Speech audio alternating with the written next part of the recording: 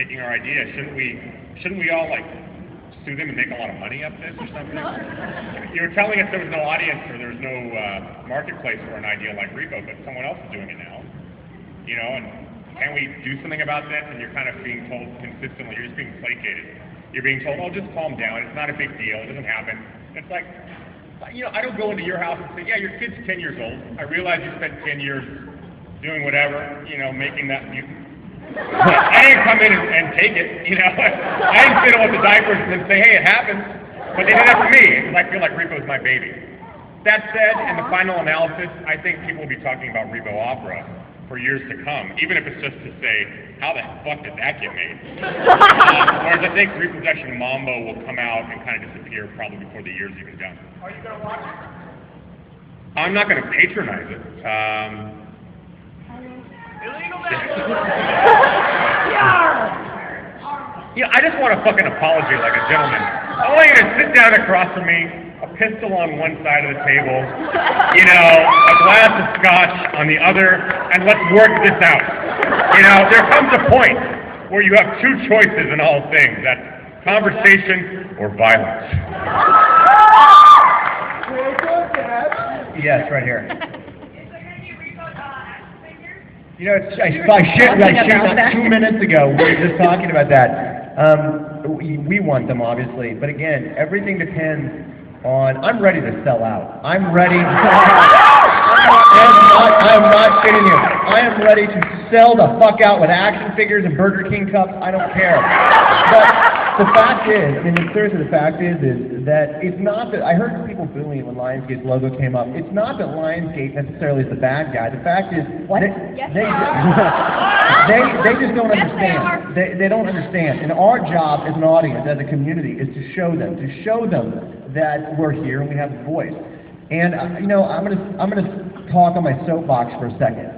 I do this every single road show. You know, I'm not even gonna stand up to make my point even that much more accentuated.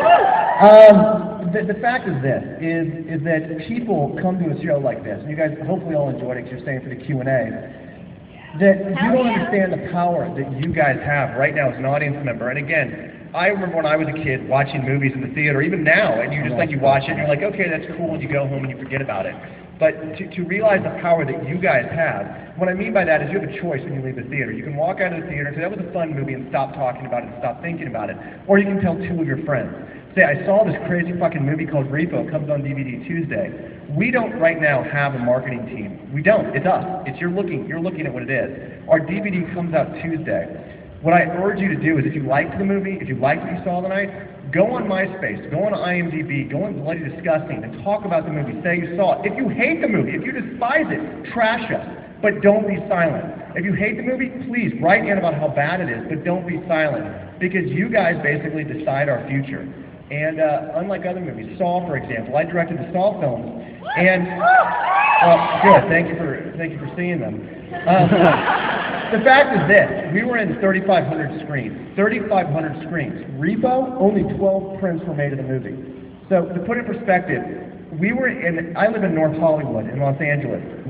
Saw was showing in 12 screens in a 1 mile radius of where I lived. Repo was showing in 12 screens across the world. And it's one of these things that because of you guys, that's why we're in 12 screens. We were originally 1 screen. And then the audience started making noise. People in Austin and Toronto. And 2 more screens got built. And then 4, then 6. And now we're at 12. So I urge you guys, if you like or hate what you saw, don't be silent about it. I'm going to sit back down. That was my soapbox for a second. All right, next question. Yes, right here. Oh my gosh, well luckily we had an amazing costume designer, Alex Kavanaugh. It's hard because when I say that we made this movie out of love, we really did.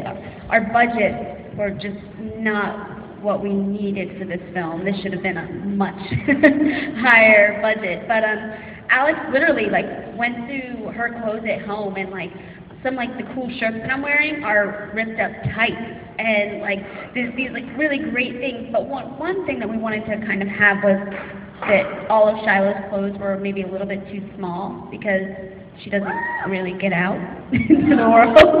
So she was trying to show off her bosoms. You can pick out the outfits? I did. I wore them too.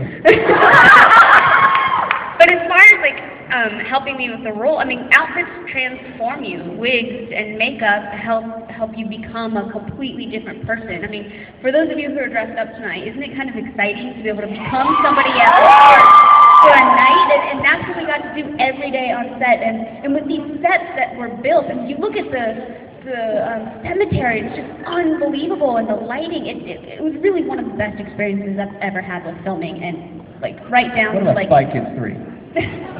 Oh, well, you know, nothing compares to a green screen. One thing I want to add to that, which is exciting, is in retrospect, Repo is a very low-budget movie, and to put it in perspective, this movie was less, okay, the Saw films were low budget. This was cost less than the last two Saw films, the last three Saw films. And we had no money. We had no time to shoot it. And to give you an example, we were shooting 3 songs a day, and that's ridiculous. When you look at a movie like Dreamgirls or Moulin Rouge, they have a week per basically number. We were doing 3 songs a day. So like Chase the Morning, where Blind Mag was projecting out of her eyes, that was shot in about 3 hours. And it was the set caught on fire. And the set caught on fire, and we didn't stop. We're just like, keep going. We don't have time to stop.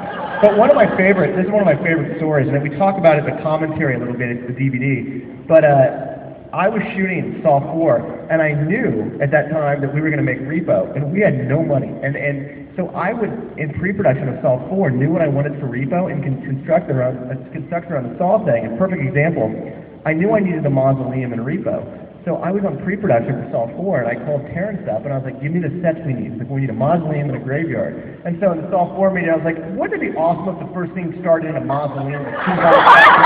And they're like, no. And I'm like, we need a mausoleum? And so it was like a daily call that I'd make with Terrence, and if you notice, that there were so many parallels between Saw 4 and Repo because I was just reusing the same set. And it was pretty awesome, and there was one point where I was like, there was a scene cut out of Saw 4 where Jigsaw was in a graveyard, and it took me like a day to convince the producers Jigsaw needed to be in a graveyard. And I was like, no, John Kramer in a graveyard visiting his dead son. Well, that of course didn't make the movie, but we got a graveyard out of it. That's how independent filmmaking works.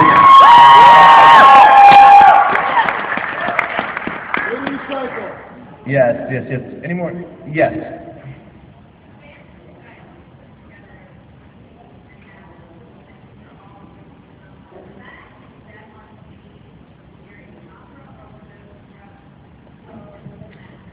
Well, I'll let Terrence answer all about the musicians and the music.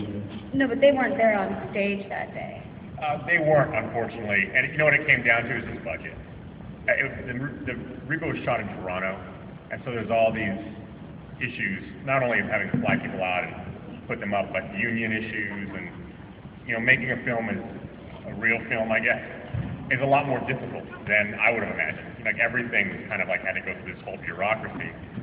We wanted to, for example, give a lot of the original stage play cast members cameos in the movie, and we just couldn't. And it kind of broke my heart a bit. I'm like, these people dedicated, in some cases, years to helping us with the project, volunteered.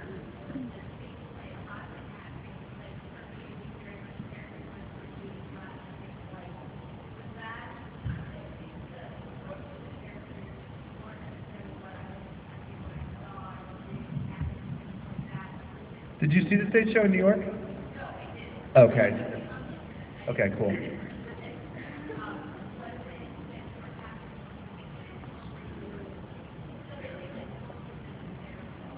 Well, it wasn't, in fact, and I think